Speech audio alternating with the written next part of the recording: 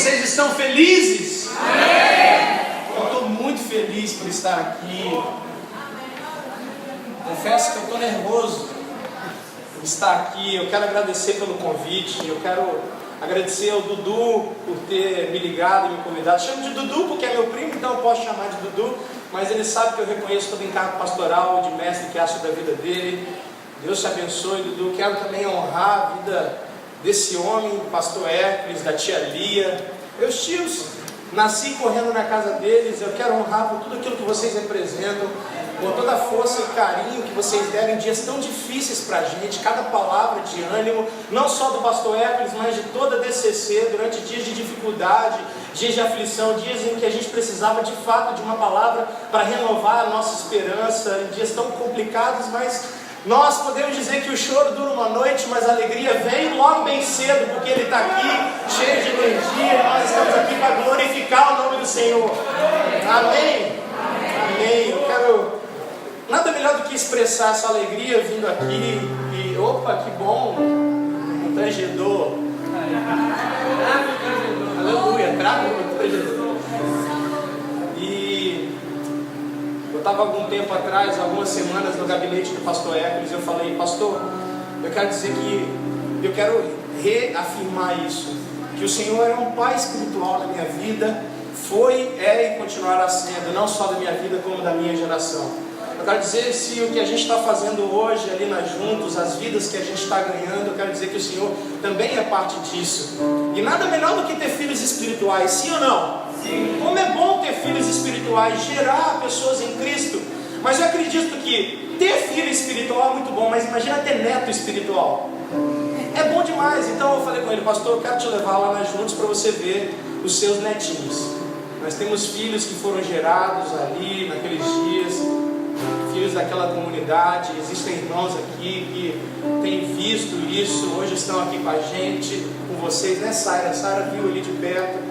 Então eu quero dizer para vocês que vocês são parte de tudo isso que o Senhor está fazendo nas nossas vidas. Estou com vontade de chorar aqui, às vezes não estou nem com vontade de pregar, só queria chorar. Dudu falou comigo: olha, quebra tudo. Eu falei: Dudu, sabe quando você está em final de campeonato e a bola, o cara chuta, o último segundo, o cara está lá, a bola já está rolando pro gol. Você é louco de chutar a bola? Você faz o quê? Você só vai dando aquela escorada na bola, né? Ela vai pro gol, a bola já está no gol. Mas eu acredito que o Senhor tem uma porção essa noite aqui nesse lugar, amém? Eu acredito que o Senhor vai ativar destinos aqui. E nada mais do que eu vou fazer é abrir as Escrituras e falar da palavra de Deus. Não tenho feito outra coisa. Eu não tenho muitas palavras. Eu só tenho uma palavra para falar nesses dias. Jesus está voltando. Nós estamos vivendo dias de mudanças de transição sobre a terra. Há uma estação mudando, uma estação findando e outra estação se levantando. Ele está voltando.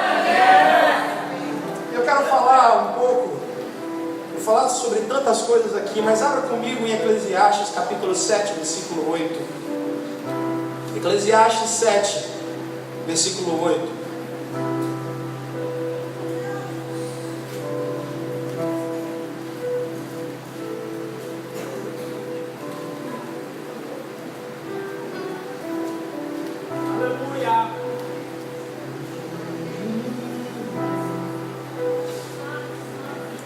Diga para ele: santo, glorifique, é para isso que nós estamos aqui. Glorifique o nome dele, glorifique o nome dele. Santo, tu és santo, Senhor.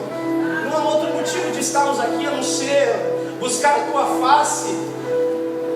Aleluia, aleluia, aleluia. Glória ao teu nome, Senhor, glória ao teu nome.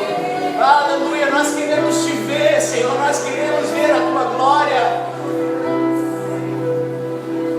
Eclesiastes capítulo 7, versículo 8 diz bem assim, a parte A: melhor é o fim das coisas do que o princípio delas. Repita comigo: melhor. Mais forte: melhor. É o fim das coisas do que o princípio delas. Existe um ditado popular muito parecido com esse texto que diz assim: o que importa não é como começa, mas como. Apesar de ser muito parecido, esse texto não é uma verdade, porque a Bíblia nos mostra que princípio também é importante, sim ou não? Sim. O princípio fala de fundamento, o princípio fala de alicerces, e tudo que começa sem um fundamento tem grandes chances de ser destruído ao longo do tempo. Tudo que não começa bem tem chance de não terminar bem. Então o princípio é importante, só que melhor do que começar bem é terminar bem. Diga comigo, melhor do que começar bem é terminar bem. Melhor do que começar bem é se manter constante. Melhor do que começar bem é se manter consistente e não apenas influente. Melhor do que começar bem é se manter estável, estabilizado, firme, num tempo onde tudo está volátil, sim ou não? Num tempo onde a inconstância está tomando conta do coração das pessoas. Sabe, nós somos uma geração que começa muito bem as coisas, se empolga muito fácil com as coisas. A gente se empolga com um trabalho novo, a gente se empolga com um movimento novo, um church novo, um movement novo. Nós nos empolgamos com um projeto novo, com uma igreja nova, com um ministério novo. Só que daqui a pouco, quando a gente menos espera, a inconstância ela toma conta, a bipolaridade espiritual entra na nossa vida, e daqui a pouco, quando menos a gente espera, a gente está vulnerável a uma invasão de Satanás. Prova disso, escute bem, olhe para cá, é a quantidade de líder nesse tempo que tem começado bem, que começou bem seu ministério lá atrás, mas hoje está terminando mal. A gente não precisa nem citar nome aqui, a quantidade, a gente pode escolher. Líderes que eram referências na área de família e hoje estão terminando em adultério, estão terminando em escândalo. Líderes que eram referências no meio da juventude estão terminando em depressão. Pessoas que pregavam sobre gestão da vida, saúde espiritual, hoje estão mortas dentro de uma estrutura, como Eli, sentado numa cadeira, cego, gordo, apoiado na estrutura, usando da estrutura para o seu sustento, para o seu benefício. O que dizer da quantidade de líderes, de pastores nesse último ano que partiu para a morte, decidiu abrir mão da sua família, da sua vida e foi para o suicídio. Então o maior desafio nesse tempo, gente, nesse tempo o mundo vulca, volátil, incerto, ambíguo, complexo. O maior desafio nesse tempo que nós estamos vivendo é sermos pessoas constantes. O maior desafio dessa geração é sermos jovens consistentes e não apenas influentes. Corremos muito atrás de influência, queremos curtidas nas redes sociais, mas nos preocupamos muito pouco com a consistência. O maior desafio nesse tempo como família é sermos famílias inabaláveis, famílias que vão perseverar, que vão permanecer até o fim, até que Ele venha. Glória a Deus! E se quisermos ser esse tipo de gente, nós precisamos nos preparar para isso. Nós precisamos desenvolver uma estrutura que vai nos dar uma estatura capaz de suportar aquilo que vem pela frente. E o que vem pela frente? Nós já estamos vivendo. Abra comigo Efésios capítulo 5, versículo 14 e 16. Efésios capítulo 5, versículo 14 e 16. Nós vamos abrir muito a Bíblia nessa noite. Glória a Deus.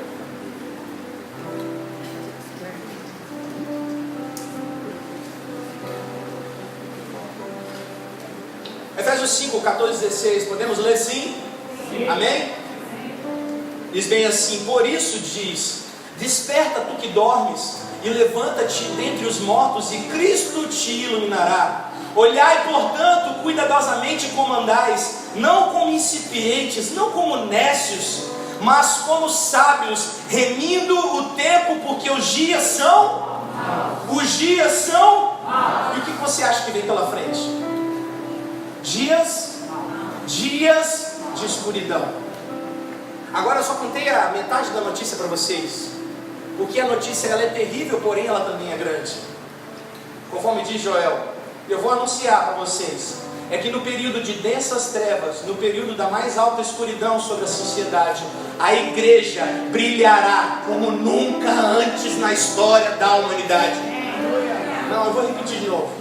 Vai ser nesse período de densas trevas, vai ser nesse período de escuridão que a igreja do Senhor, a noiva do Cordeiro, conforme Paulo diz em Efésios capítulo 5, ela é gloriosa, sem ruga, sem mácula, santa e irrepreensível. Ela vai brilhar em meio à escuridão.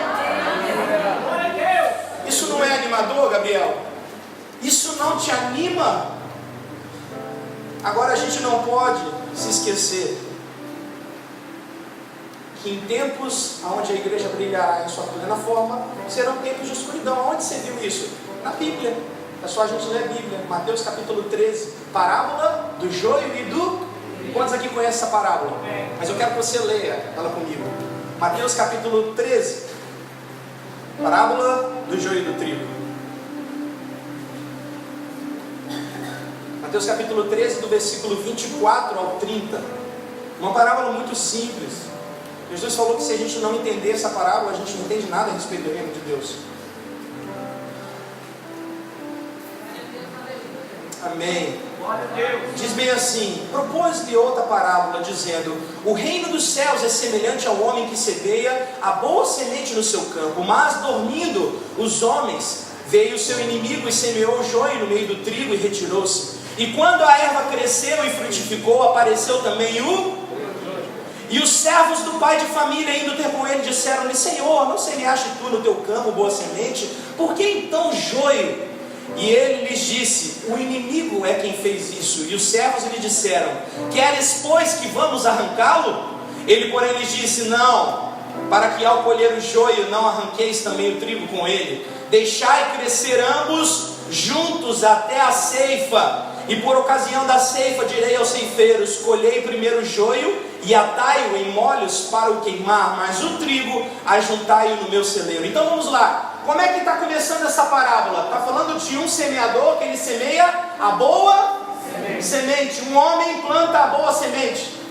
Só que depois que ele planta o trigo, o que é plantado junto ao trigo?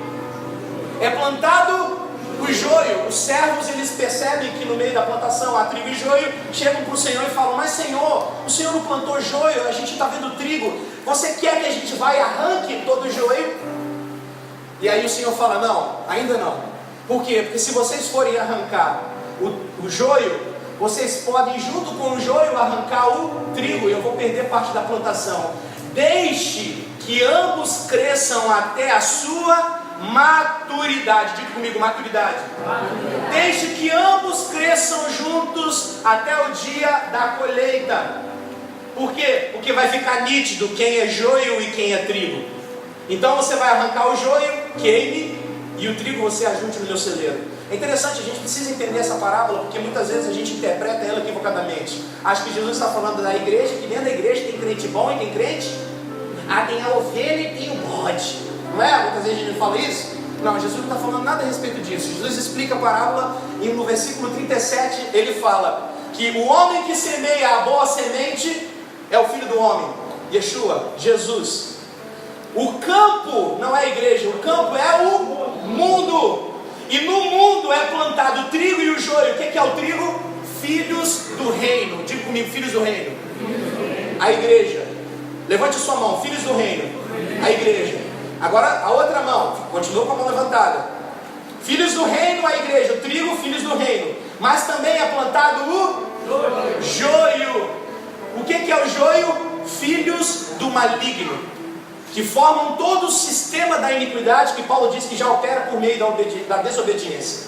Então o que Jesus está falando aqui? Ele está falando que até a segunda vinda de Cristo, ele não está falando de crente bom, de crente mau, de ovelha, de bode, de picareta, não está falando disso. Ele está falando que até a segunda vinda, tanto o trigo quanto o joio vão atingir a sua plena forma.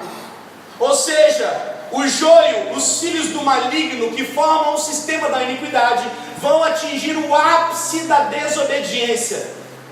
O sistema da iniquidade vai atingir o ápice da perversidade, o ápice da imoralidade, o ápice do hedonismo e da idolatria. Dias de escuridão. Porém, nesses dias da escuridão, a igreja, os filhos do reino, também vão atingir a sua plena forma.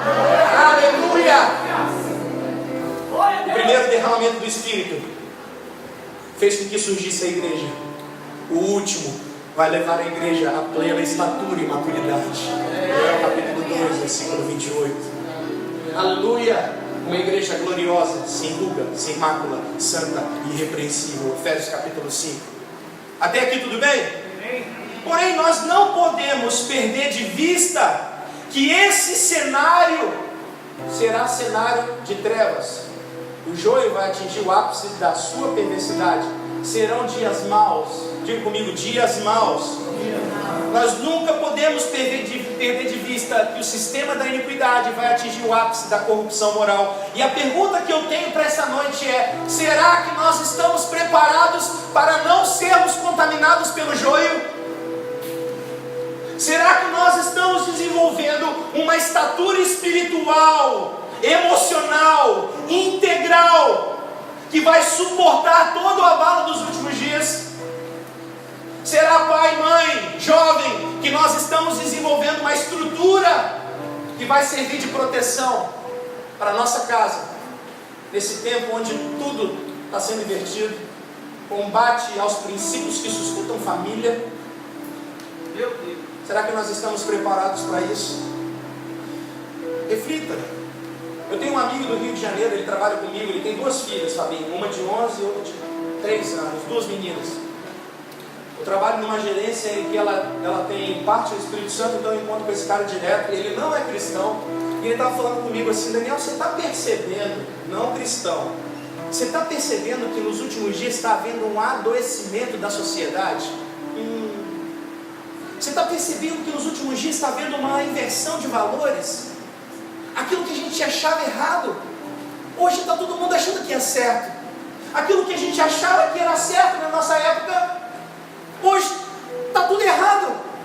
E ele falando com medo, eu falei: o que eu faço? Claro, ele deixou a brecha para eu chegar com a bola do gol, né? Mas ele falou: o que eu faço?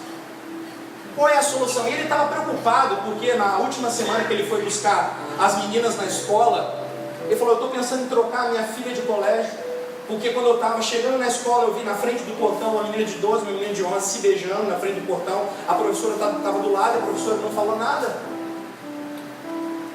E a gente estava ali discutindo, porque a gente tinha acabado de ver aquele vídeo de 2 meninos, um de 10, um de 11, eu acho que todo mundo aqui viu nas redes sociais, se beijando no aniversário com um bolo do Pablo Vittar, um travesti. E as pessoas que estavam cantando parabéns com uma linguagem erotizada, com uma linguagem perversa. E ele falou comigo: como? O que eu faço? Toda a sociedade, todas as pessoas, elas estão percebendo o avanço da iniquidade. Quantos aqui percebem o avanço da iniquidade? O avanço a passos largos. Quer ver? Eu vou entrar num tema aqui, eu quase não falo, mas eu preciso falar. Sistema de avanço da iniquidade, homossexualidade. Homossexualidade, quem tem mais de 40 anos aqui? Levante a mão. Olha que beleza. Que beleza. Dudu está ali quase. Pergunta: há 40 anos atrás, tia, se você visse um homem beijando um outro homem na TV, isso era o que para a senhora? Normal. Isso era normal. Isso era o que? Anormal, mas o que? Aberração. Abominação. Escândalo. Beleza. Há 20 anos atrás, a OMS, Organização Mundial de Saúde, mudou o termo que classificava a homossexualidade, era transtorno, ou seja, era um caso de saúde pública. Mudou o termo de transtorno para preferência, para opção, orientação sexual. Ou seja, há 20 anos atrás, aquilo que era abominação passou a ser algo aceitável. Sim ou não? O que era antes uma abominação na TV começou a se tornar algo aceitável. Hoje é o que? Normal.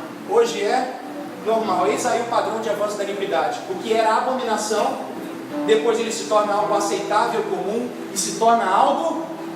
E o que é algo normal? Normal, norma, padrão. Sim ou não? Algo normal. Quando chega algo normal, significa que é uma norma. E quando você está numa sociedade e está fora da norma, fora do padrão, automaticamente você é excluído da sociedade. Isso é uma verdade, porque hoje, se você não tiver aberto à homoafetividade e não tiver a abertura à ideologia de gênero, pelo menos, você já não é aceito em muitos círculos na sociedade. Sim ou não?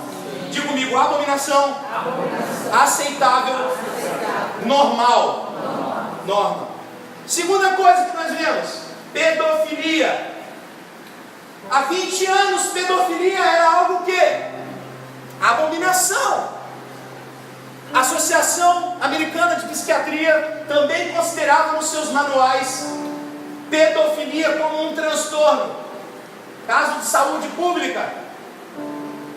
Em 2013, agora, há 4, 5 anos atrás, a Associação Americana de Psiquiatria mudou o termo de transtorno também para preferência sexual. Qual a consequência disso? Nós já vemos países como Holanda e Canadá com projetos de lei em avanço para a legalização do sexo consensual entre crianças e adultos. Ou seja, o que era abominação está se tornando algo aceitável, comum. Próximo passo, a abominação aceitável daqui a 5, 10 anos vai ser algo normal, norma. Incesto, a mesma coisa. Eu vi agora uma deputada federal falando sobre incesto, que nós temos que quebrar esse tabu. A mídia está comprando o governo que assumiu a cartilha de Lenin. Vamos acabar com os princípios da família, porque enfraquecendo a família, enfraquece a sociedade. Enfraquece a sociedade, eu crio uma massa de manobra, de massificação de ideias. O governo de Nimrod, o governo do anticristo. A abominação aceitável, normal. E nós vemos essa corrupção avançando na sociedade. Quantos têm visto isso, sim ou não? Sim. Dias em que a perversão está atingindo o ápice da imoralidade, o ápice da iniquidade. E o que falar do derramamento de sangue inocente? Rio de Janeiro, no início do ano, mais de 12 crianças foram mortas com bala perdida. Eu nem vou entrar em derramamento de sangue inocente, em aborto, porque senão eu vou ficar a noite inteira falando sobre aborto. Uma das agendas de Deus para esse tempo. E se a igreja não orar por isso, nós vamos ficar fora daquilo que Deus tem para fazer nesses dias. Então, querido, muitas vezes estamos vendo todas essas coisas. Estamos brincando de fazer culto. Estamos brincando de ser crente. Estamos brigando por ministério dentro das igrejas. Estamos olhando por nossos umbigos, olhando por nosso ventre. Enquanto Deus está mudando uma estação, está iniciando outra estação sobre a terra. Desperta porque dormes, não andeis como nécios, andeis como sábios, vivendo o tempo porque os dias são maus. Abra comigo Lucas, capítulo 17, versículo 26 a 30. Lucas capítulo 17, versículo 26 até versículo 30.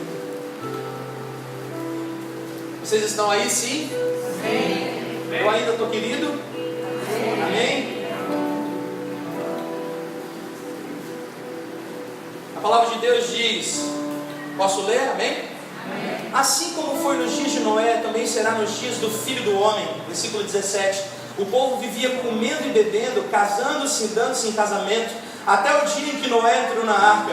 Então veio o dilúvio e destruiu a todos. Versículo 28. Aconteceu a mesma coisa nos dias de Ló. O povo estava comendo e bebendo, comprando e vendendo, plantando e construindo. Mas no dia em que Ló saiu de Sodoma, choveu fogo e enxofre do céu e os destruiu a todos. Acontecerá exatamente assim no dia em que o Filho do Homem for revelado.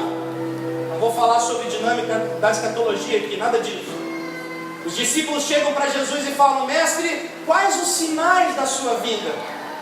Quais os sinais, as características dos dias que antecedem a sua vida? E Jesus fala: olha só, os dias, escute só, os dias que antecedem a minha vida serão semelhantes a dois períodos remotos da história que descrevem como será o cenário dos últimos dias. Ele cita: os últimos dias serão como os dias de Noé. Diga comigo, dia de Noé. Mais forte, dias de Noé. Período que antecedeu o dilúvio sobre a terra. Segundo período, dias de Ló. Mais forte, dias de Ló. Dias em que o Senhor derramou fogo e enxofre sobre a terra e destruiu a todos. Você quer saber como será o cenário que antecedem os dias? O cenário dos dias que antecedem a vida de Cristo, dias de Noé, e avança para os dias de Ló. O que dias de Noé fala? Quais são as características dos dias de Noé? Aí nesse texto que a gente leu, olhe para a sua Bíblia.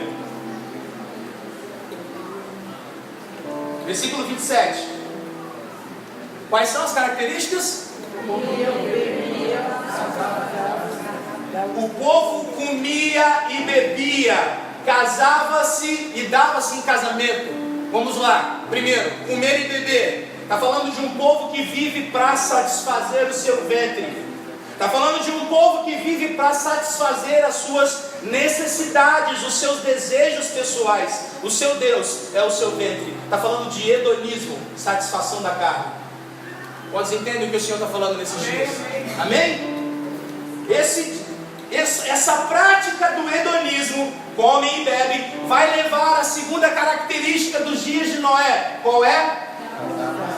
Casavam-se e davam-se em casamento. Está falando que um povo hedonista agora passa a ser um povo que casa, que faz aliança e que quebra aliança. Casa e se separa. Casa e se separa. Casa e se separa. Está falando de rompimento familiar. Dias de Noé, um povo que vive para satisfazer o seu ego, as suas necessidades, os seus prazeres. Um povo que faz aliança e que quebra aliança. Dias de Ló, olha a sua Bíblia, veja as características dos dias de Ló. Alguém lê bem alto. Comiam e bebiam, depois compravam e vendiam, e depois plantavam e construíam ou edificavam. Ou seja, vamos lá, primeiro comiam e bebiam, casavam-se e davam-se em casamento. Dias de Ló, comer e beber, está falando a mesma coisa. Um povo que vive para satisfazer a sua carne. Comprar e vender, plantar e construir. Um povo que usa as suas finanças para o seu prazer e não para o propósito do reino de Deus. Agora olhe, uma coisa interessante, veja aí a sua Bíblia. Dias de Noé, casavam-se e davam-se em casamento. Porém, dias de Ló, não falam casavam-se e davam-se em casamento. Por quê? Por quê? Porque não existia mais casamento para ter separação. Está entendendo? A família já havia sido destruída. Dias de Ló fala de Sodoma, sodomismo. Está falando de dias onde a perversidade sexual, a imoralidade sexual atingiu seu ápice a ponto de não ter mais heterossexualidade. As relações eram afetivas. O povo estava tão perverso que Ló, quando recebeu os anjos do Senhor em sua casa, Ló foi intimidado pelos homens da cidade, desde o mais velho até o mais moço, porque queriam ter relações sexuais com os anjos, a ponto de Ló ter que ceder as suas filhas virgens para que eles satisfizessem as suas necessidades. Tamanha era a perversidade daquela época. Então o que está falando aqui? Primeiro, um povo hedonista casa e se separa, rompimento de alianças. E esse cenário avança para um segundo cenário, homoafetividade. Pergunto, é aonde estamos pisando, sim ou não? Sim ou não? Sim. Há 15 anos, querido, olha todo o cenário, o plano estratégico de Satanás. Há 15 anos o foco de Satanás estava voltado totalmente a rompimento familiar. Estava totalmente voltado para os pais, Dudu. Não que tenha mudado, mas você vai ver que a progressão, a tônica mudou. O trabalho de Satanás há 15, 20 anos atrás estava voltado em fazer com que a pornografia entrasse dentro de casa. Como? Propagandas erotizadas. Você percebe a mudança na temática das propagandas de cerveja? Antes as propagandas todas tinham mulheres nuas, agora está mudando. Você percebe essa diferença, sim ou não? Os programas de auditório eram muito mais erotizados do que hoje.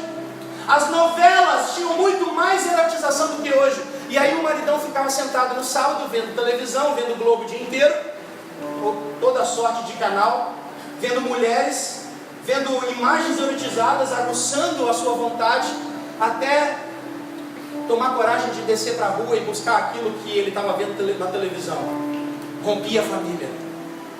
Agora rompeu família, os filhos ficam desprotegidos. Quem que ele ataca? A próxima geração. Como? Ideologia de gênero, homoafetividade, bissexualidade, transexualidade. E as coisas estão acontecendo debaixo dos nossos olhos e nós não estamos nos alertando e dobrando o nosso joelho, cobrindo a nossa casa com oração.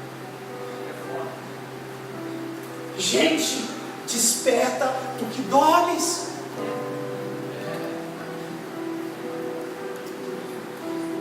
Você quer prova disso? Olha a exposição do ano passado, a exposição de Santander, cara. Um cara, homem transando com cabra. Pelo amor de Deus. Criança fazendo sexo em adultos, 2 adultos, escravo, negros, olha só o racismo voltando, todo algemado, servindo de escravo sexual. Isso aqui é pior do que a exposição do Museu de Arte Moderna, onde uma menina de 5, 6 anos sendo incentivada para tocar um homem nu, e a gente brincando de fazer cultinho, a gente brincando de entreter jovens. Eu propus no meu coração, eu quero ensinar a palavra de Deus para os jovens. Glória a Deus. Eu quero ver jovens firmados na palavra, eu quero ver uma igreja firmada na palavra. Eu sei o zelo que essa liderança aqui tem pela palavra, mas é necessário despertar do sono. Quantos estão entendendo? Digam sim. Então a pergunta que fica é, voltando à introdução, como terminar bem em dias maus? Como terminar bem em dias de escuridão? Como permanecer constante, estável, firme, em tempos onde todas as coisas vão ser abaladas, conforme o profeta Ageu profetizou, conforme repetido pelo autor de Hebreus capítulo 12, ainda uma vez abalarei não só a terra, como também o céu. A palavra abalar significa remoção de tudo aquilo que é abalável, para que somente permaneça algo que é inabalável, pois o reino de Deus, ele é inabalável, mas o nosso Deus é fogo consumidor. Agora entenda uma coisa, nós queremos fogo, sim ou não? Sim. O fogo consome, porém o fogo também destrói. Não brinque com o fogo. Todos os homens que brincaram perante o fogo foram fulminados. Não barateie a graça de Deus. Vocês estão entendendo o que o Senhor está falando nesses dias? Desperta tu que dormes. Desperta tu que dormes. Como carregar um testemunho? Como permanecer? Essa foi a pergunta do meu amigo. Como impedir que essa invasão, esse adoecimento da sociedade atinja a minha casa? Como evitar que esse adoecimento, essa inversão de valores atinja a minha vida? Não converse, olhe para cá, por favor. Eu sei que destinos aqui serão destravados essa noite. Vidas serão transformadas. Eu estava esses dias conversando com alguns amigos de Curitiba que têm servido a nação brasileira. E eu estava sentado com eles falando de vocês. Estava falando de vocês. Estava falando do meu avô, pastor Hércules. Do meu avô, pastor Zé Gomes. Estava falando do pastor Hércules, dos pastores que me antecederam. E eu cheguei com o Felipe. Alguns irmãos aqui conhecem o Felipe. Eu falei, Felipe, eu e o Gui, os pastores da minha família são a 4ª geração de pastores. Meu bisavô em Curitiba, presbítero Veriato, foi pastor da Assembleia, presbítero da Assembleia de Deus. Depois veio meu avô Geraldo, pai do meu pai, plantou 13 Assembleias de Deus. Eu falo, meu Deus, esses caras, né? O que é isso? 13 Assembleias de Deus. O irmão Zé Gomes, que todos vocês conheceram, eu não sei o total, eu falo 19, porque me falaram isso. 19, né, Tia Vânia? 19 Assembleias de Deus, meu Deus do céu. Aí vieram os meus pais, os meus tios, que vocês conhecem, e nós. Aí, na conversa, meu colega assim, aí ele interrompe e fala assim, peraí, mas como? Eu falei, como o quê? Como assim? Mas como assim o quê? Como que? Eu preciso conhecer seus avós, cara. Como que esses caras carregaram esse testemunho durante tanto tempo? Como que eles permaneceram? Esse é o segredo, é isso que eu estou buscando. Como não deixar que essa invasão atingisse a família, a casa? Aí ele fez as contas lá, uma geração 40 anos, vezes 4 gerações, 160. Como viver 160 anos sem se corromper? Dudu do céu, sabe quando a ficha cai? Não, foi a primeira vez que a ficha caiu na minha vida. A ficha caiu e juntamente com a ficha caiu um edifício nas minhas costas. E você para pensar e chega à conclusão que a bola está chegando no nosso pé. A bola está no nosso pé, os caras passaram a bola, estão passando. Passaram, estão passando. Não dá para a gente tocar a bola errada. Meus pais estão aqui, vamos lá filhos, vamos lá, a gente está aqui. Pastor Hércules está ali, ó, Moisés em cima do monte, Arão e Ur segurando os braços, Josué está jogando a bola. Eu olho para Malu, Bruno, você olha para os meninos e fala assim, meu Deus, os meninos já estão aí, cara, a gente não pode errar. A gente tem que tocar a bola, fazer o que esses homens fizeram pela nossa vida, Dudu. E eu fiquei, meu Deus, como? Se eu pisar na bola, eu não posso pisar na bola. Eu tenho que passar, eu tenho que deixar um legado. E eu fiquei a semana inteira pensando, 70 anos, meu Deus do céu, mesmo zelo pelas escrituras, mesmo zelo pela oração. Qual é o segredo? O que eu quero saber nesses dias é qual é o segredo. Sabe, a palavra de Deus diz, Joel capítulo 2, versículo 28, eis que derramarei o meu espírito sobre toda a carne. O que a palavra de Deus diz? Vossos filhos e vossas filhas, os velhos terão, os jovens, os velhos terão sonhos, os jovens terão. Sabe o que eu aprendo com esse versículo? É que eu, jovem, eu só vejo o que esses homens sonharam. E nesse tempo eu não quero mais errar, eu quero chegar e saber o que eles estão sonhando. Minha intenção nesses dias é: o que você está sonhando, pastor? O que você está sonhando? Fala para mim, o que você está sonhando para esses próximos dias na igreja? O que eu desejaria era uma igreja que brilhasse no mundo para representar Jesus. Mas sabe o que eu estou fazendo agora? Os velhos têm sonhos. Desculpa, pastor, eu te chamar de velho. Eu nasci na sua casa, não é mais forte que eu. Mas o que eu tenho feito agora é: bota a mão na minha cabeça, ora para que eu possa ver aquilo que você sonha, ora para que eu possa ver aquilo que vocês estão sonhando. Quero passar a bola certa para a próxima geração, eu não quero mais brincar. Minha pergunta é: o que esses homens fizeram? Eu preciso fazer. Eu não quero saber de ministério, eu quero saber de educar a Malu para que a Malu brilhe como nunca antes alguém brilhou na história, para que ela seja como uma precursora, para que Yasmin seja uma precursora que ilumine na escuridão. Vocês estão entendendo o que o Senhor está falando nesses dias? Como carregar esse testemunho sem se corromper? O Senhor me levou a Jeremias capítulo 35. Olha aí, eu quero ler com você, eu quero mostrar essa história, a história de uma família. Jeremias capítulo 35.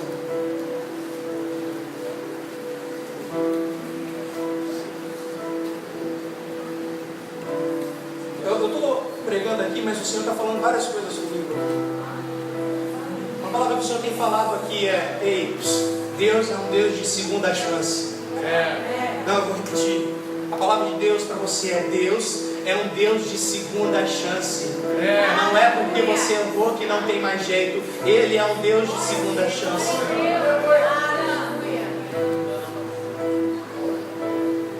Jeremias capítulo 35 diz bem assim, versículo 1: durante o reinado de Jeoaquim, filho de Josias, rei de Judá, o Senhor dirigiu esta palavra a Jeremias.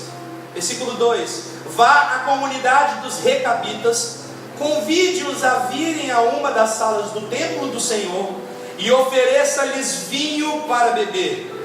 Versículo 3: então busquei Jazanias, filho de Jeremias, filho de Tchuribicantas, seus irmãos e todos os seus filhos e toda a comunidade dos recabitas, e os levei ao templo do Senhor, a sala dos filhos de Anã, filhos de Gigdalias, homem de Deus, a sala que ficava ao lado da sala dos líderes e debaixo das salas de Maazéias, filho de Salom, porteiro. Tudo isso para dizer que ele pegou a família dos recabitas e colocou dentro do templo. Ok? Até aqui tudo bem? Sim? Sim, gente? Vocês estão acompanhando? Beleza. Versículo 5: então coloquei vasilhas cheias de vinho e alguns copos diante dos membros da comunidade dos recabitas, e lhes pedi que bebessem. Então escute uma coisa. Talvez pouquíssimas pessoas conheçam ou se lembram dessa história, mas esse capítulo aqui ele traz uma chave importante se a gente quiser ser bem sucedido no tempo em que a gente está vivendo. Esse texto aqui, ele se refere a dias que antecederam a grande invasão babilônica em Jerusalém. Todos conhecem essa história, já leram a história de Daniel. O povo de Israel, o povo judeu, havia se seduzido aos prazeres, à imoralidade, à idolatria. Estavam negligenciando a lei de Deus, Como consequência, Deus levanta Jeremias para profetizar tempos de juízo em Jerusalém, que se desencadeariam na invasão do exército de Nabucodonosor, a cidade de Jerusalém, a destruição dos muros, a destruição dos templos e o deporte do povo à Babilônia, fazendo com que o povo ficasse cativo por 70 anos na Babilônia. E isso de fato aconteceu. Porém, contudo, entretanto, todavia, houve uma família, diga comigo, uma família, não é sorte, uma família, que foi poupada do juízo de Deus e que recebeu a garantia da preservação da sua linhagem. Quem eram esses? Recabitas, diga comigo, recabitas. Mais uma vez, recabitas. Quem eram os recabitas? Os recabitas eram descendentes de um camarada chamado Jonadab, que ficou conhecido nas escrituras em 2 Reis, no capítulo 10, pela sua fidelidade ao rei Jeú no cumprimento do propósito. Eu vou falar disso agora. Eu só quero mostrar para vocês que desse cara chamado Jonadab, esse cara gera descendência, essa descendência, essa família gera um clã, esse clã gera uma comunidade chamada de Recabitas, por causa do nome do pai de Jonadab, Recabe. De 2 Reis, no capítulo 10, surgimento dos Recabitas, até Jeremias, capítulo 35, 200 a 250 anos se passam na história. 250 anos de existência, de integridade de uma família, que mesmo diante da grande invasão babilônica, essa família prevaleceu, perseverou, permaneceu constante, consistente, inabalável. A minha pergunta para eles é: como? Quem são esses caras? Onde vivem? O que comem? Lembra de Globo Repórter? Quem são esses caras? Eu fiquei perguntando para as escrituras, como que esses caras, o que esses caras fizeram para permanecer e para carregar um testemunho de 250 anos na história? A resposta se encontra no estilo de vida, de fidelidade dessa comunidade. Vamos ler o que está dizendo. Antes de ler, eu quero contar essa história para vocês, repetir o que acabei de ler. Deus chega para Jeremias e fala assim: Jeremias, eu quero que você faça o seguinte. Eu quero que você pegue essa família, essa comunidade dos Recabitas todos, eu quero que você leve para dentro do templo, na sala do templo. Você vai pegar vasilhas cheias de vinho e vai colocar na frente deles. Pega um copo, coloca ali em frente de cada um e fala assim: bebam, em nome do Senhor. Pode falar que eu mandei, bebam. Jeremias, beleza, Senhor. Pega a família toda, o Tchurimicantas, os Labachurianas, coloca ali dentro da sala do templo e fala: está aqui, ó, taça de vinho, bebam. Qual foi a reação daquele povo? Olha aí sua Bíblia, versículo 6. Não bebemos vinho, porque o nosso antepassado Jonadab, filho de Recabe, nos deu essa ordem: nem vocês, nem os seus descendentes beberão vinho. Vocês não construirão casas, nem semearão, não plantarão vinhas, nem as possuirão, mas vocês sempre habitarão em tendas. Assim, vocês viverão por muito tempo na terra na qual são nômades. Versículo 8. Temos obedecido a tudo o que nos ordenou o nosso antepassado Jonadab, filho de Recabe. Eles disseram: Jeremias, deixa eu te dizer uma coisa, nós não beberemos vinho, porque o nosso pai Jonadab nos ordenou: não bebam vinho, não comprem nem vendem, não plantam nem construam. Rapaz, quando eu vi isso daqui, qual era o cenário dos dias de Ló? Comem e bebem, compram e vendem, plantam e constroem. O estilo de vida dos Recabitas era exatamente o oposto do estilo de vida dos últimos dias. Esses caras eram tão convictos de quem eles eram, quem havia os gerado, qual era o propósito e o destino para onde eles iam, que não teve um nessa casa que cedeu. Não teve um que falou: não, peraí, vou tomar um pouquinho desse vinho. Não, todos tinham o mesmo coração, a mesma integridade, a mesma fidelidade à palavra do seu antepassado. Aí sabe o que Deus fez? Chega para Jeremias e fala assim: Jeremias, agora eu quero que faça o seguinte: pega a família dos Recabitas e vá até a casa de Judá, porque eu tenho um veredito. Jeremias: tá bom, Senhor. pega a família, leva para a casa de Judá. Perante os homens da terra de Judá, fala assim: homens de Judá, vocês estão vendo esses recabitas, essa família, essa comunidade? O seu pai Jonadab ordenou uma única vez que não bebessem vinho. E esses homens obedecem essa ordenança até hoje. 250 anos de fidelidade, 250 anos de integridade. Mas vós, tenho enviado repetidas vezes os meus servos profetas para alertarem a respeito do vosso pecado, mas vocês não se arrependem. Portanto, ele libera o veredito, versículo 17, olha aí comigo. Jeremias 35, versículo 17. Portanto, assim diz o Senhor dos Exércitos, Deus de Israel: trarei sobre Judá e sobre todos os habitantes de Jerusalém toda a desgraça da qual os adverti, porque falei a eles, mas não me ouviram, chamei-os, mas não me responderam. Versículo 18. Jeremias disse à comunidade dos recabitas: assim diz o Senhor dos Exércitos, Deus de Israel: vocês têm obedecido aquilo que o seu antepassado Jonadab ordenou, têm cumprido todas as suas instruções e têm feito tudo o que ele ordenou. Por isso, assim diz o Senhor dos Exércitos, Deus de Israel: jamais faltará a Jonadab, filho de Recabe, um descendente que me sirva. Então veja, querido, o que o Senhor está fazendo aqui. Ele está usando, pastor, a vida dos recabitas, a comunidade dos recabitas, como uma evidência viva de fidelidade para denunciar a infidelidade do povo daquela época. Deus está usando a vida dos recabitas como parâmetro de justiça para que ele pudesse liberar o seu juízo sobre a terra. Por quê? Porque Deus sempre trabalha em conjunto com o homem. Entenda uma coisa, querido. Deus não está procurando homens que saibam liberar os seus juízos através dos seus lábios. Deus está procurando homens fiéis, homens que se tornam o próprio prumo de Deus, homens que se tornam um contraponto claro e evidente à apostasia dos últimos dias. Quem foi Samuel? Um menino que estava perante a arca, perante a presença. Enquanto tinha um cara sentado na cadeira, apoiado na estrutura, enquanto tinham dois sacerdotes usurpando no altar, se prostituindo, existe um cara chapando na presença de Deus. E quando há alguém justo, reto perante a presença, manifestando justiça, Deus libera o seu juízo sobre a terra. Você quer que o Senhor julgue aquilo que está acontecendo de errado nos altares da nação brasileira? Chape na presença de Deus, ame a presença de Deus mais do que todas as coisas.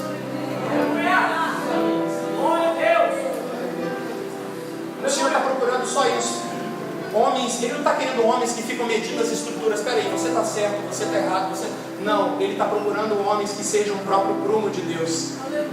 Homens que se tornem padrões de justiça, padrões de retidão, para denunciar tudo aquilo que está torto. Quantos estão me entendendo? Quem foi João Batista? Numa época onde havia sacerdotes, Caifás e Anás dentro dos palácios reais, vestido do bom e do melhor, comendo do banquete do palácio, fazendo alianças políticas para manter a influência perante a sociedade.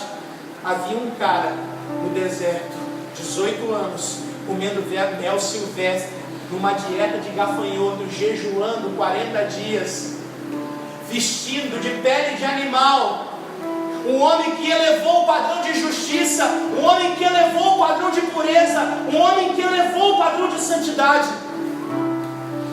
E com isso o que Deus faz? Denuncia um sacerdócio corrompido e eleva uma nova realidade sacerdotal, a vinda de Yeshua, que inaugura uma nova ordem sacerdotal sobre a terra.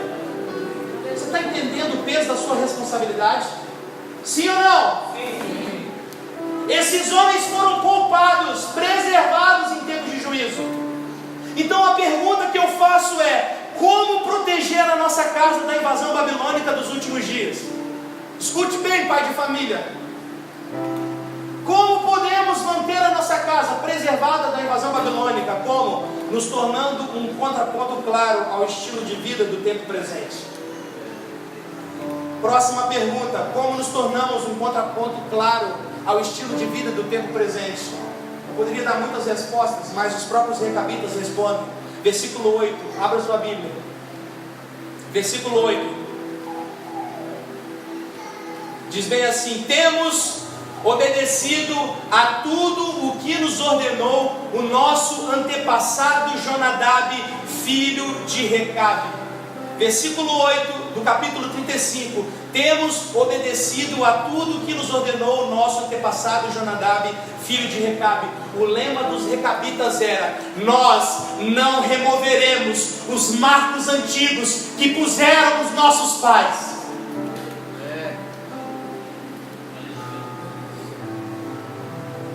Quando o vô estava no caixão,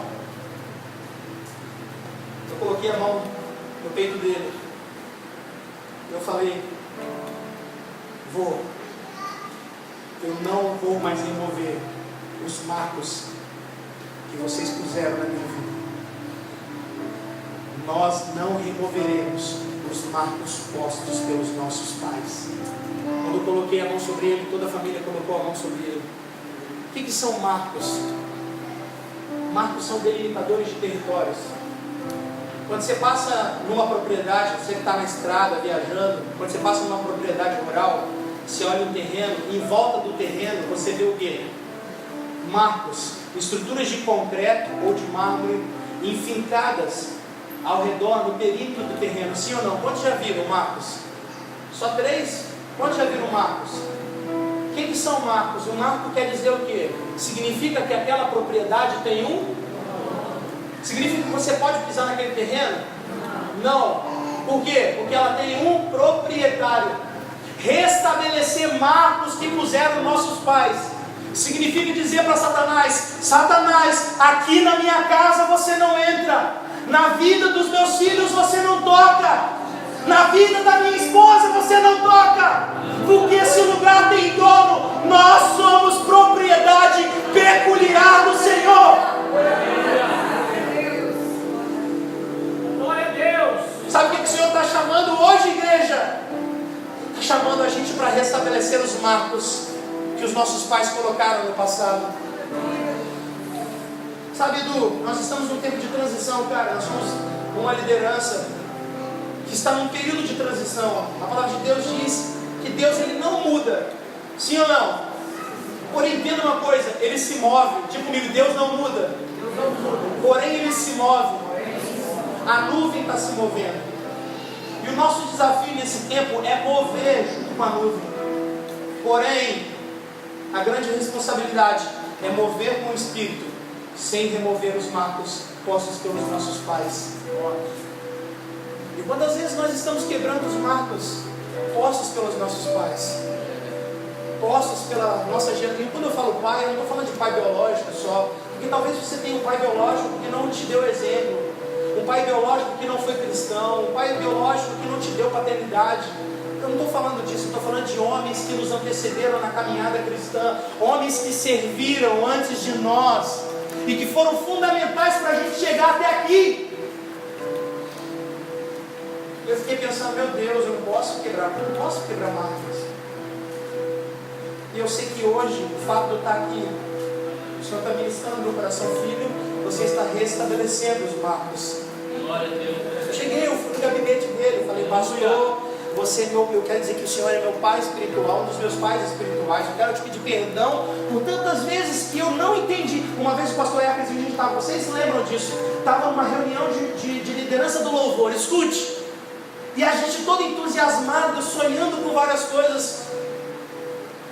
E aí chegamos com o pastor, a liderança chegou ao pastor e falou assim: pastor, o que você sonha para o ministério de louvor? E a gente doido que ele falasse: eu sonho que vocês gravem um CD, eu sonho que vocês fiquem famosos.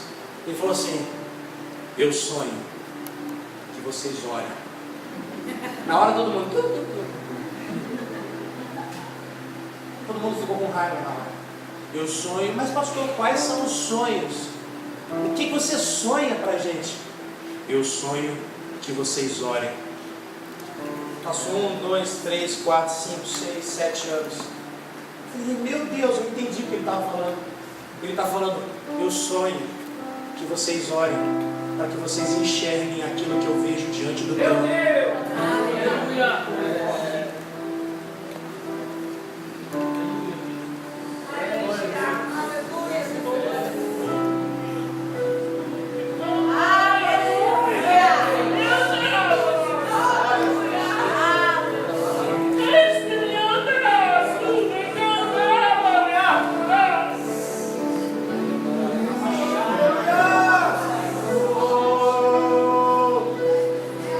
Eu sei que o Senhor vai abrir os olhos de jovens aqui nessa noite. Eu sei que o Senhor vai abrir olhos de pais, para que vejam aquilo que eles estão vendo. O que é que os anjos veem?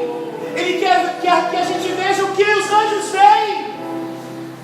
Anjos prostrados diante do trono dia e noite, dizendo: Santo, Santo, Santo é o Senhor dos exércitos.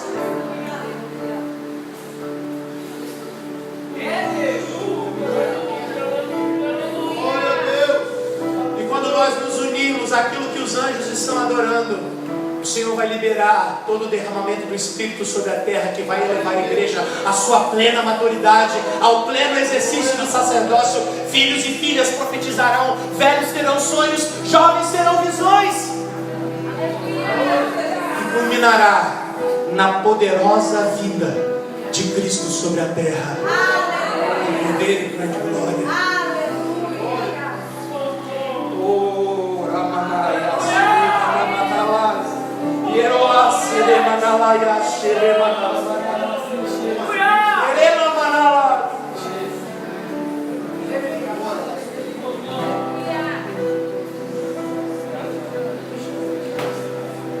Tem gente falando: pai, mas eu não consigo.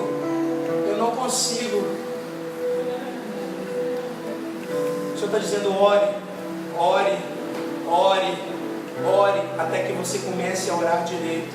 Ore, ore, ore, eu vou te ensinar a orar a minha oração. Venha o teu reino, aleluia, seja feita a tua vontade aqui na terra.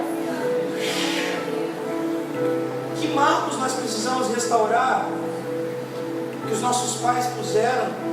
Que marcos precisamos reposicionar? O primeiro marco que eu vejo, que é urgente, é uma vida de fervor, meu tio. É uma vida de devoção. Tudo que eu vou falar aqui agora vai estar embasado em Neemias 10, mas eu não vou citar o contexto. Precisamos restaurar a vida de devoção. Cara, se alguém me perguntar, eu já falei isso aqui, mas se alguém chegar para mim e perguntar qual a imagem que mais te marcou em relação aos seus pais, no tempo em que você viveu debaixo do mesmo teto que eles, uma imagem que me constrange até hoje: ver eles todos os dias ajoelhados na cama, de mãos dadas, chorando em favor da família, chorando por mais da intimidade com o Senhor, chorando por mais da presença de Deus. Com a imagem, se pergunta da minha avó Anita, qual a imagem que mais te marcou da sua avó Anita, Bruno? Ingrid, Soraya, qual a imagem? Minha avó com uma sainha bege, ajoelhada numa cadeira, num banco de madeira, chorando no símbolo de oração, com um lencinho no rosto, chorando, chorando, para que viesse um avivamento na nação brasileira. O que mais eu lembro quando eu vejo e penso no meu avô, José Gomes, um cara que acordava às 6 horas da manhã, velho, para ir para a oração de 7 horas da manhã na igreja, e no caminho distribuía folhetos para os irmãos falando de Jesus. Sabe, às vezes eu estou aqui pregando, às vezes eu tenho a sensação, parece que a ficha não caiu, parece que ele vai sentar ali na cadeirinha, com sua boinazinha, e vai falar: aleluia, graças a Deus. Ô Hércules, eu quero que você me envie para a África. E começava a chorar. 90 anos apaixonado, cara. E nós temos dificuldade de orar 5 minutos, 10 minutos no dia. Precisamos restaurar nossa vida de devoção. Precisamos restaurar o nosso altar. Precisamos restaurar as bases do nosso relacionamento com Deus. Não dá mais para ficar nessa vida morna.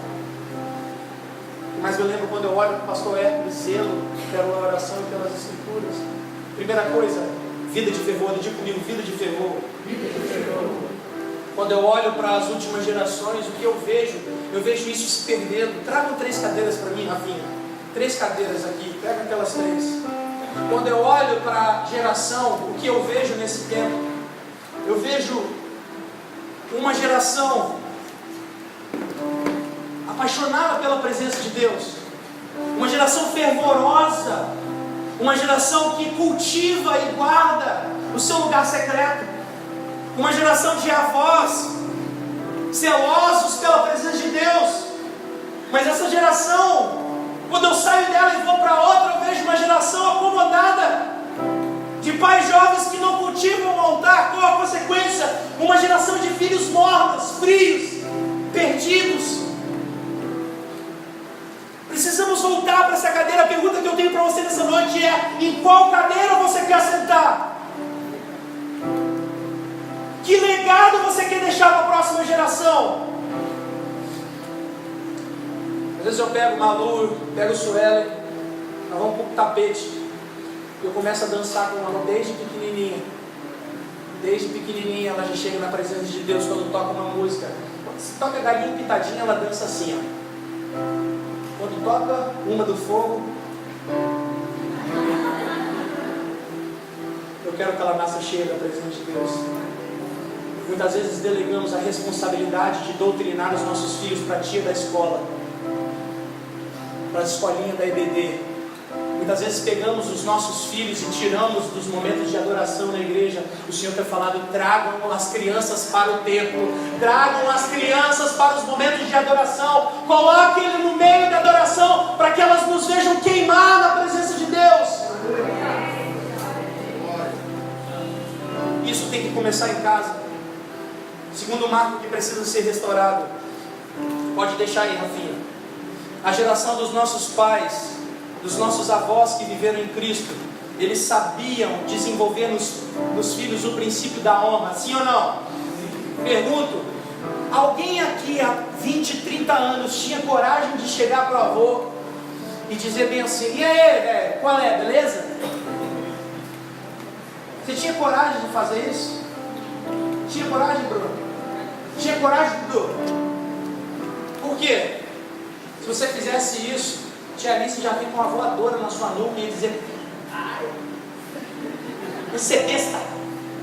Pede bênção pro seu avô. Bênção, avô. Bênção, avó. Bênção, tia. Como é que vai o Senhor? E hoje, como é que é? E aí, velho? Qual é? Qual é Hércules? Já percebeu que tem jovem que não sabe nem chamar para qual é Hércules? Não sabe o que é honra. Antigamente os pais ensinavam os filhos o princípio da honra, o princípio da autoridade, o princípio da submissão. Hoje nós vemos aqui uma geração de avós, uma geração de avós respeitosos, honrosos, uma geração de pais negligentes e uma geração de filhos rebeldes.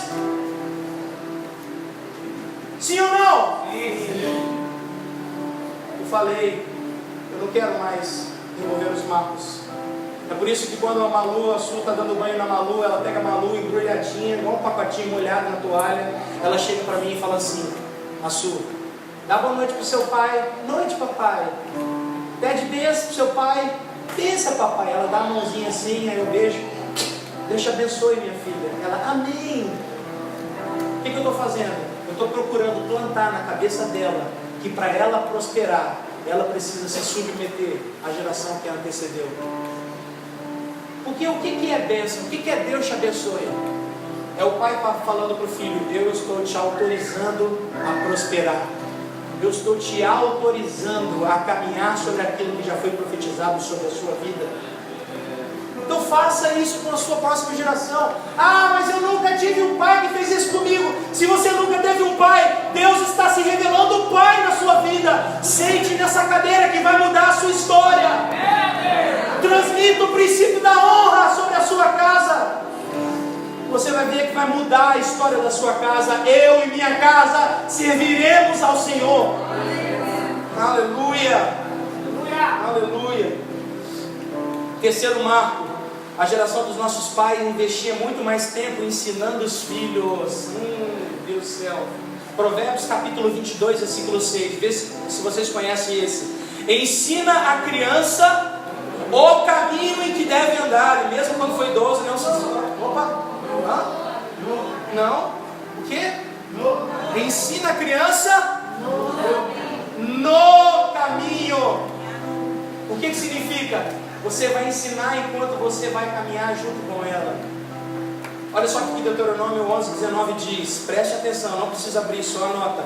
Ensina o mandamento do Senhor aos vossos filhos, conversando com eles quando estiverem sentados dentro de casa, quando estiverem andando no caminho, ao se deitardes, ao levantardes, ensina em todo o tempo. Escreve as palavras nos batentes das portas, versículo 21, para que os vossos dias e os dias dos vossos filhos se multipliquem em paz sobre a terra que jurou a dar a vossos antepassados, e sejam tão numerosos como os dias durante os quais o céu permanecer sobre a terra. A pergunta que eu tenho para te fazer nessa noite é: quantos aqui querem que o seu lar seja um pedaço do céu na terra? Não, você não entendeu. Quantos aqui querem que o seu lar seja um pedaço do céu na terra? A resposta está aqui: ensine todo o tempo. E entenda uma coisa: atos falam mais do que palavras. Modele-os pelo exemplo. Porque a gente é muito bom, né, de apontar, vai por ali, mas a gente não quer andar junto, a gente não quer mostrar. Deixa eu falar uma coisa: tem que gastar tempo junto, cara. Tem que fazer junto com ele. Tem que caminhar junto, tem que ensinar, e quando estiver fazendo as coisas, ele tem que ver. Você quer ver como é que você ensina a palavra de Deus para o seu filho? Muitas vezes, como é que você ensina o amor de Deus, o amor de Cristo pela sua igreja? Sabe como? Amando a sua esposa, respeitando-a, protegendo-a com a parte mais fraca. Está entendendo? Sabe como é que você ensina amor sacrificial para o seu filho? Muitas vezes, quando você chega cansado do trabalho, cansado da sua rotina, você chega e você para estudar, ensinar matemática, física, biologia, geografia, ciências sociais com o seu filho. Deixa eu falar uma coisa: eu era péssimo em interpretação de texto. Eu era horrível. Era muito ruim. E eu tinha tirado uma nota baixa. E aí, 8, não, eu era baixa mesmo. E aí, a minha mãe, eu lembro que a minha mãe ficou preocupada. Minha mãe tinha 2 empregos, quase 3, tipo o pai do Cris, né? 2 empregos. E eu lembro que ela foi na escola conversar com os professores para pedir orientação, para melhorar naquilo que eu estava com dificuldade. Ela não encontrou muita saída ali. Ela foi na Logos, lembra da Logos, livraria Logos? Ela comprou um livro do professor que não podia vender para quem não era professor, mas ela tinha tanta lábia ali que ela conseguiu comprar o livro, arrumou os contatos, comprou o livro. Aí o que ela fazia? Ela pegava o livro tinha resposta, né? Tinha pergunta e tinha as respostas ali, tudo prontinho. Ela pegava papel, cortava, colocava em cima das respostas, grampeava para que eu não visse. Aí eu lia o texto, pegava as perguntas e tentava responder. Muitas vezes ela chegava do trabalho, estava lá na cozinha, eu levantava o papel lá na cozinha: ei menino, para de olhar! Meu Deus do céu, a mãe é onisciente, né? Pai, tem esse negócio, né? Os atributos de Cristo. Muitas vezes ela pegava os papeizinhos, comparava ali com as respostas, tinha que estudar literatura, estudava português. Meu pai estudava matemática 2 vezes. História me tomava a Primeira e Segunda Guerra Mundial. Primeira Guerra. Em 1914, aconteceu a Primeira Guerra Mundial, se formaram 2 blocos. Quais os países estavam em cada bloco? Aí eu não sabia e falava assim: volta a estudar, mas lê mais 5 vezes. Não, pai! Mais 5 vezes. Eu odiava, eu ficava com raiva, estava doido. Mas hoje eu entendo, por meio desse ensinamento, o que é amor sacrificial. Chegava em casa cansado, estava ali estudando. Você quer ensinar a palavra de Deus para os seus filhos? Gaste tempo com ele. Um tempo onde nós estamos gastando pouco tempo com quem a gente ama. Nós precisamos investir tempo com os nossos filhos. Quantas vezes você estuda com o seu filho? Quantas vezes você põe a mão na cabeça do seu filho e fala: filho, eu te abençoo com a sabedoria dos céus. Precisamos ensinar os nossos filhos. Eu lembro que minha mãe chegava, botava a mão na minha cabeça e falava assim: pai, eu ministro a sabedoria de Salomão sobre a vida do Daniel, sobre a vida do Guilherme. Eu peço ao Senhor que o Senhor revista com o cinto da verdade, a couraça da justiça, o capacete da salvação, a sandália do evangelho da paz, o escudo da fé, a espada do Espírito. E aí me dava o meu lanchinho na merendeira do ramo e eu ia para a escola. Muitas vezes Estava tão corrido, o ônibus já estava lá embaixo buzinando. Filho, tem que orar. Não, Deus abençoe para Deus, Salomão. E revisou a verdade para as justiças, para ser salvação, sandália, virgem da paz, para Deus me pegar minha merendeira do ramo e saía. Mas esse legado ficou na minha vida. Ah, mas eu não tive essa paternidade. Você vai encontrar o melhor pai que você podia ter hoje, nessa noite. Ele é o Abba. Ele te ensina todas as coisas. Ele te deu o Consolador. Aleluia, aleluia, aleluia. Existe mais de uma chance. Não acabou a sua história. Eu não sei porque Deus está me falando para repetir isso. Não acabou a história para a sua vida. Existe mais uma chance. Aleluia. Ele é Deus, cara. Ele é Deus. Ele faz um vale de ossos secos se reerguer em um grande e numeroso exército. Você acha que Ele não pode reerguer a sua vida? Oh, meu Deus. Quarto marco, estamos terminando. A geração dos nossos pais entendia o que era o princípio do sábado. Como eu disse, tudo isso está norteado em Neemias, no capítulo 10. Uma das advertências do Senhor ao povo de Israel é: vocês estão desprezando o princípio do sábado. Ah, Deus, você está falando que a gente tem que se tornar adventista? Nós precisamos voltar às práticas, ao legalismo? Não, eu disse princípio do sábado. Diga comigo, princípio do sábado. Quantos dias Deus criou a terra? Em quantos dias Deus criou a terra? No sétimo Ele fez o quê? Porque estava cansado. Por quê? Para contemplar tudo aquilo que saiu de dentro dele, para viver em harmonia com o homem. Ele santifica aquele dia. Se o Senhor separa um dia para Ele, para contemplar, para viver em harmonia com toda a sua criação, por que nós temos que viver a nossa vida num ativismo? Quanto tempo você tem gastado com a sua família em descanso? Quantos dias no mês você tem tirado só para a sua família? Quantos dias no ano de 2017 você tirou para a sua casa? Você abriu a sua Bíblia e você começou a pregar para a sua esposa. Peraí, agora eu vou pregar para você. Sueli, vou pregar para você. Quantos dias no ano passado você pegou, abriu a sua Bíblia para pregar para os seus filhos, para fazer um cultinho? Esses dias eu estava num restaurante, eu abri a Bíblia, abri em Neemias 10. Façam isso, façam isso. Todos os termos do pacto, o pacto que os restauradores, o povo fez na restauração de Jerusalém, fomos princípio por princípio. Como é que a gente está nisso daqui? O que a gente precisa melhorar nesse? O Senhor quebrou tanto, o Senhor me adverteu tanto.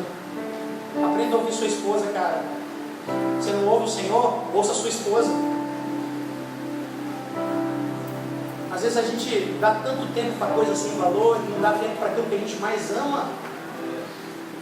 Muitas vezes estamos procurando um currículo melhor. Estamos trabalhando tanto para ter um carro melhor. Trabalhamos tanto para ter uma posição melhor na casa do Senhor.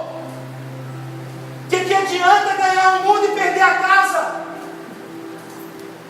Que adianta ter um ministério, um carro novo, um status, se a mentalidade dos filhos está sendo tocada pela ideologia de gênero? Deixa eu te falar uma coisa. Uma vez eu cheguei com um casal e falei assim: mas eu estou cumprindo a obra do Senhor. Eu estou cumprindo o propósito de Deus. Eu estava vertendo valores, né? Trabalhando, deixando a casa. Eu estou cumprindo o propósito de Deus na minha vida. Aí eu falei: deixa eu te falar uma coisa. Não queira cumprir propósito quebrando princípios. Porque enquanto insistimos em quebrar princípio, uma hora o princípio nos quebra. Deixa eu te falar uma coisa: saúde não se compra na farmácia. Vou repetir: saúde não se compra na farmácia. Esposa não se compra na prateleira.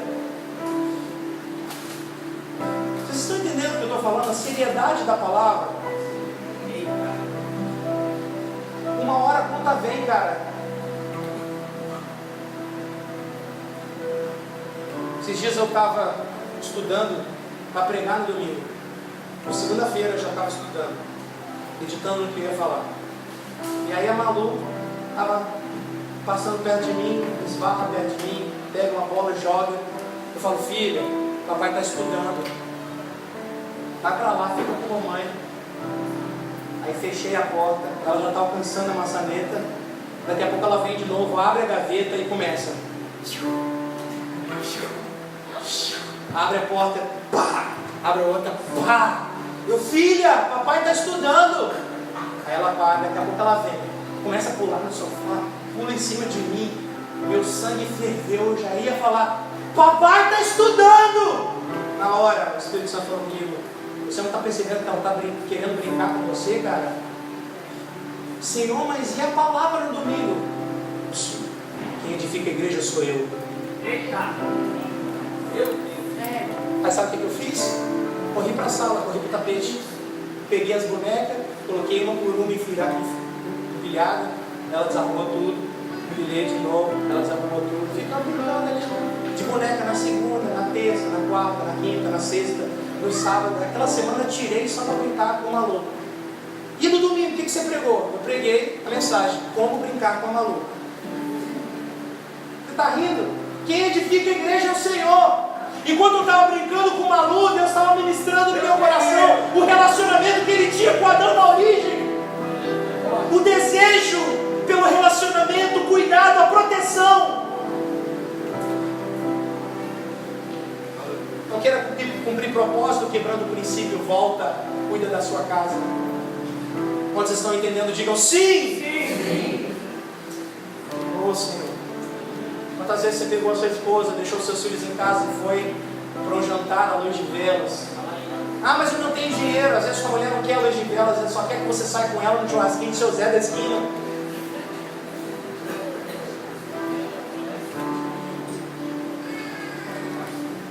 Quinto e último marco. A geração dos nossos antecessores ensinava aos seus filhos o que era zelo e prazer pela casa do Senhor. Deixa eu te falar uma coisa, ir para a igreja para mim sempre foi uma festa.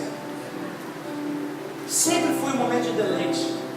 Hoje eu vejo a Malu chegando, ela já chega lá no estacionamento e fala, eba! Igreja! Sempre lugar, a igreja para mim sempre foi um lugar de prazer. Por quê? Porque eu nunca, quando olhei para os olhos dos meus pais, dos meus avós, dos meus pais que antecederam, eu via que aquilo era um lugar de obrigação. Eu sempre vi isso daqui como um lugar de prazer, um lugar de deleite. Ofertar, para mim era alegria. 5.000 cruzados que eu ganhava, R$5, 500 cruzados era para o Senhor.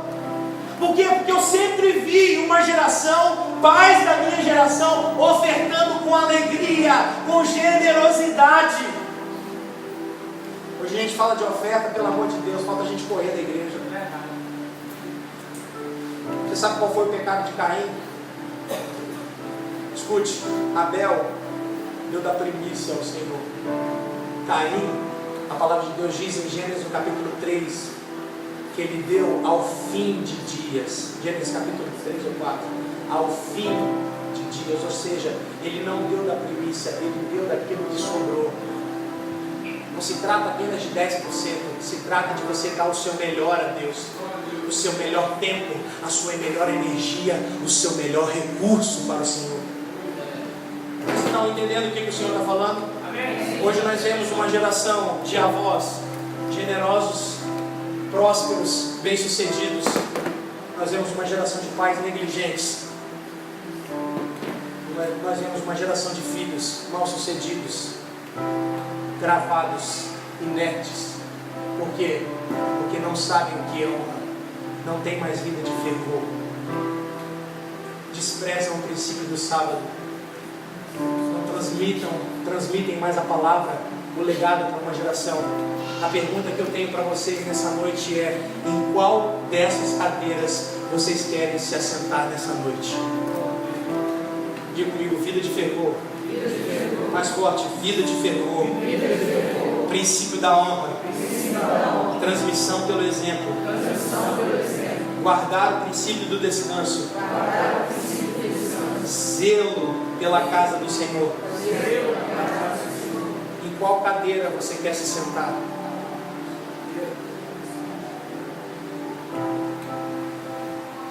Eu quero sentar nessa cadeira, uma geração fervorosa.